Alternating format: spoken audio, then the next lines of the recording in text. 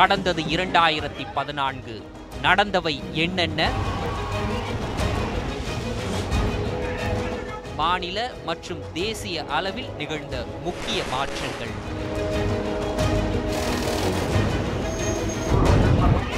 சமூக அரசியல் தளத்தின் நகர்வுகள்.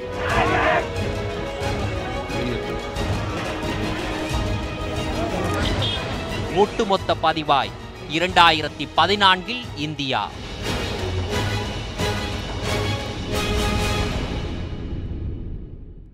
இந்தியா தமிழ்நாடு 2014 நிகழ்ச்சிக்கு நேயர்களை அன்புடன் வரவேற்கிறோம். மனோஜ், அதாவது இந்த 2014ஆம் ஆண்டு தமிழகம் மற்றும் இந்தியா அளவில் நடந்த முக்கியமான நிகழ்ச்சிகளை தான் நம்ம இப்ப பார்க்க போறோம்.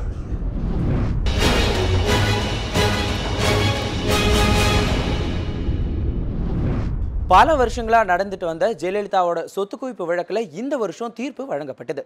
அரசியல் கட்சியினர் மட்டும் இல்லாம பொதுமக்கள் அப்படின்னு பலதரப்பட்ட மக்களுடைய கவனத்தையும் வெகுவா கவனிக்கப்பட்ட இந்த வழக்கு கடந்து வந்த தருணங்களை தான் இப்ப நம்ம பார்க்க போறோம். 18 வருடங்கள் 7 நீதிபதிகள் 2 மாநிலங்களில் நடைபெற்ற விசாரணை இந்த ஆண்டில் முடிவுக்கு வந்தது. 1991ஆம் ஆண்டு முதல் 1996ஆம் ஆண்டு வரை ஜெயலலிதா தமிழக முதலமைச்சராக இருந்த காலத்தில் வருமானத்திற்கு அதிகமாக சொத்து சேர்த்த வழக்கில் 1997ஆம் ஆண்டு சென்னையில் அமைக்கப்பட்ட சிறப்பு நீதிமன்றத்தில் விசாரணை தொடங்கியது. 1996ஆம் ஆண்டு அதிமுக ஆட்சி முடிவுக்கு வந்தது. அதன் பின்னர் வந்த திமுக ஆட்சியில்தான் இந்த வழக்கு பதிவு செய்யப்பட்டது. அதன் பிறகு மீண்டும் 2001ஆம் ஆண்டு அதிமுக ஆட்சி அமைத்தது. அப்போது மீண்டும் முதலமைச்சராக ஜெயலலிதா பொறுப்பேற்றார். முதலமைச்சராக உள்ள ஜெயலலிதாவுக்கு எதிரான வழக்கு தமிழகத்தில் நடைபெறக்கூடாது என்றும் அதை வேறு மாநிலத்திற்கு மாற்ற வேண்டும் என்றும் திமுக பொதுச் செயலாளர் அன்பழகன் உச்சநீதிமன்றத்தில் வழக்கு தொடர்ந்தார். 2003ஆம் ஆண்டு சொத்து குவிப்பு வழக்கு பெங்களூருவுக்கு மாற்றப்பட்டது. 18 வருட விசாரணைக்கு பிறகு இந்த ஆண்டு செப்டம்பர் மாதம் 20ஆம் தேதி தீர்ப்பு வழங்கப்படும் என்று இந்த வழக்கை விசாரித்த நீதிபதி குன்ஹா அறிவித்தார். ஜெயலலிதா முதலமைச்சர் என்பதால் கூடுதலாக பாதுகாப்பு ஏற்பாடுகள் உறுதி செய்யும் வகையில் தீர்ப்பு ஒரு வாரத்திற்கு ஒத்திவைக்கப்பட்டது. தீர்ப்பு வழங்கும் இடம் பெங்களூரு பரப்பன அக்ரஹாரம் என்றும் அறிவிக்கப்பட்டது. செப்டம்பர் 25ஆம் தேதி தொடங்கியே இந்தியாவில் உள்ள அனைத்து ஊடகங்களும் தீர்ப்பு குறித்த செய்தியை வெளியிடுவதற்காக தயாரிப்பில் இறங்க தொடங்கின. அதிமுக சட்டமன்ற உறுப்பினர்கள், அமைச்சர்கள் தொடங்கி அதிமுக தொண்டர்களும் பெங்களூருவில் குவிய தொடங்கினர். தீர்ப்பு வழங்கப்படும் நாளன்று பரப்பன அக்ரஹார சிறை வளாகத்தின் சுற்றுவட்டார பகுதியில் 144 தடை உத்தரவை பிறப்பித்தார் பெங்களூரு நகர காவல்துறை ஆணையர். செப்டம்பர் 27 தீர்ப்பு வழங்கப்படும் நாள். தீர்ப்பு வழங்கப்படும் பரப்பன அக்ரஹார சிறைச்சாலையின் சுற்றுவட்டார பகுதியில் காவல்துறையின் கட்டுப்பாட்டின் கீழ் கொண்டு வரப்பட்டது. அதிமுக தொண்டர்கள் தீர்ப்பு வழங்கப்படும் இடத்திற்கு 1 கிலோமீட்டருக்கு முன்னரே தடுத்து நிறுத்தப்பட்டனர். பத்திரிகையாளர்கள் சில மீட்டர் தொலைவிற்கு முன்னரே தடுத்து நிறுத்தி வைக்கப்பட்டனர். தமிழகத்தின் முக்கிய அமைச்சர்கள் மட்டும் சிறைச்சாலையின் வெளியே நிற்க அனுமதிக்கப்பட்டனர். குற்றம் சுமத்தப்பட்டவர்கள் மற்றும் அவர்களின் வழக்கறிஞர்கள், அதேபோல திமுக தரப்பின் வழக்கறிஞர்கள் மட்டும் தற்காலிக நீதிமன்ற வளாகத்திற்குள் அனுமதிக்கப்பட்டனர். காலை சுமார் 10 மணி அளவில் ஜெயலலிதா மற்றும் குற்றம் சுமத்தப்பட்டவர்கள் நீதிமன்றத்திற்கு வந்து சேர்ந்தனர்.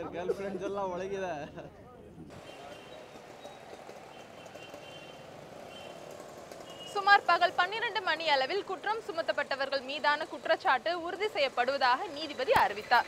அதாவது அப்போதைய முதலமைச்சர் ஜெயலலிதா, அவருடைய தோழி மற்றும் இளவரசி சுதாகரன் ஆகியோர் குற்றவாளிகள் என தீர்ப்பளித்து நீதிபதி குன்ஹா உத்தரவிட்டார். மாலை சுமார் 4 மணி அளவில் தண்டனை விபரம் மெல்ல கசிய தொடங்கியது.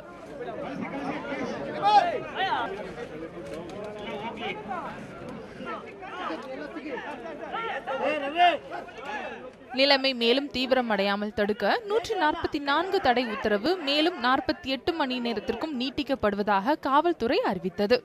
தீர்ப்பு விவரம் தமிழகத்திற்கும் பரவ தொடங்கியது.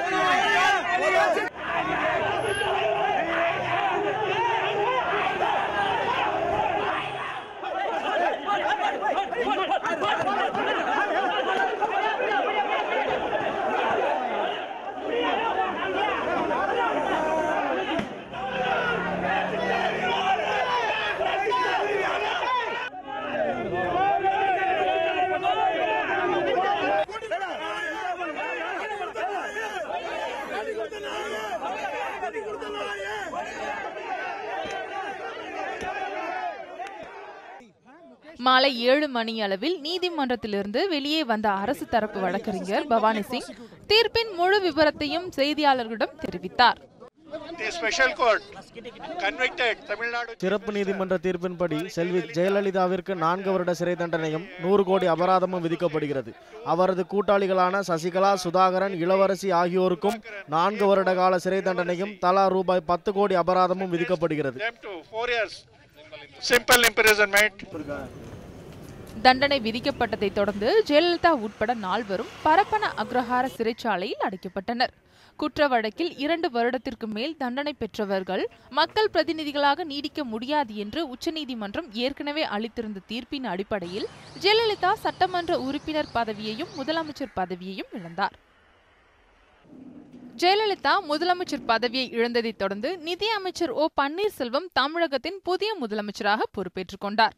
ஓ பன்னீர்செல்வம் இன்னும் நான் தமிழ்நாட்டு அரசின் முதலமைச்சராக உண்மையாகவும் உழைச்சான்றின்படி என் கடமைகளை நிறைவேற்றுவேன் என்றும் அரசியலமைப்பிற்கும் சட்டத்திற்கும் இணங்க அச்சமும் ஒருதலை சார்புமின்றி விருப்பு வெறுப்பு விலக்கி பலதரப்பட்ட மக்கள் அனைவருக்கும் நேர்மையானதை செய்வேன் என்றும் ஆண்டவன் மீது ஆணையிட்டு உறுதி மொழிகிறேன்.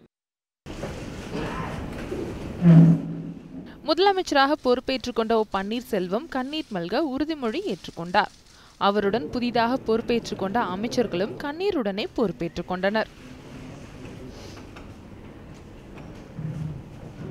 ஒருவரிடமோ பலரிடமோ நேர்முகமாகவோ மறைமுகமாகவோ அறிவிக்கவோ வெளிப்படுத்த மாட்டேன் என்று ஆண்டவன் மீது ஆணையிட்டு உறுதிமொழிகிறேன். ஜெயலலிதாவுக்கு தண்டனை விதிக்கப்பட்டதை தொடர்ந்து தமிழகத்தில் அதிமுகவினர் மட்டுமின்றி திரையுலகத்தினர் உட்பட பல்வேறு தரப்பினரும் பல்வேறு வகையிலான போராட்டங்களில் ஈடுபட்டனர். சிறையில் உள்ள ஜெயலலிதாவுக்கு தங்கள் ஆதரவு உள்ளது என்பதை விளக்கும் வகையில் அவருக்கு ஜாமீன் வழங்க வேண்டும் என்பதை வலியுறுத்தும் வகையில் இந்த போராட்டங்கள் நடத்தப்பட்டன.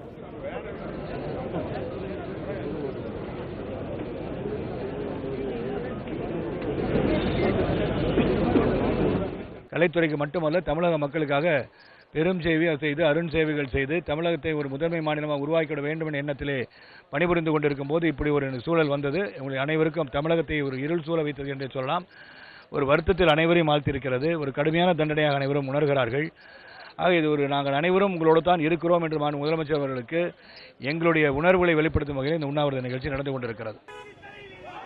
ஒருபுறம் தமிழகத்தில் போராட்டங்கள் நடைபெற்று வந்த சூழ்நிலையில் மறுபுறம் ஜெயலலிதாவிற்கு ஜாமீன் பெறுவதற்கான முயற்சியில் அதிமுக வழக்கறிஞர்கள் மும்முரமாக ஈடுபட்டனர். தண்டனை வழங்கப்பெற்ற 2ஆம் தினமே கர்நாடக உயர்நீதிமன்றத்தில் ஜாமீன் மனு தாக்கல் செய்யப்பட்டது.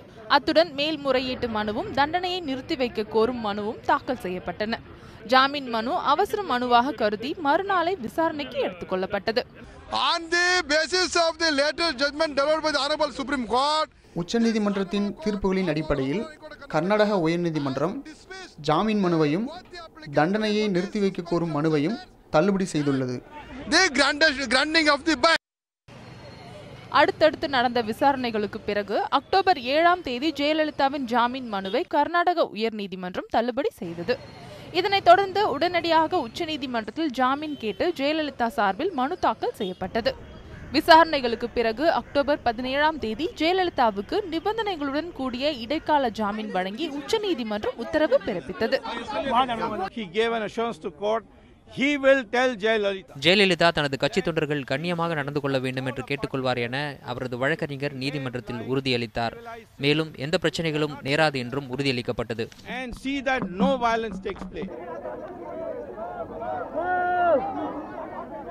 ஜாமீன் கிடைத்த மறுநாள் ஜெயலலிதா பெங்களூரு பரப்பன அக்ரஹாரத்தில் அமைந்துள்ள சிறையிலிருந்து விடுதலை செய்யப்பட்டார்.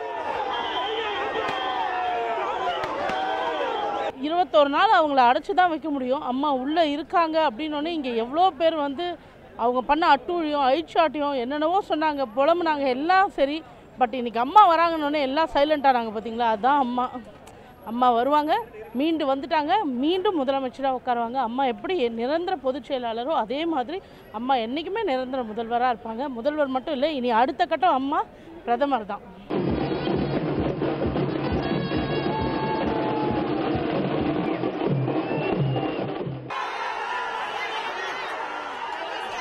அதன் பிறகு விமானம் மூலம் அவர் சென்னை வந்தடைந்தார். சென்னை வந்த ஜெயலலிதாவை வரவேற்க விமான நிலையம் முதல் அவருடைய இல்லம் அமைந்துள்ள போயஸ் தோட்டம் வரையில் அதிமுகவினர் சிறப்பு ஏற்பாடுகள் செய்திருந்தனர். 21 நாட்களுக்கு பிறகு சென்னை திரும்பிய ஜெயலலிதாவுக்கு தாரை தப்பட்டை முழங்க அதிமுகவினர் சிறப்பான வரவேற்பை அளித்தனர்.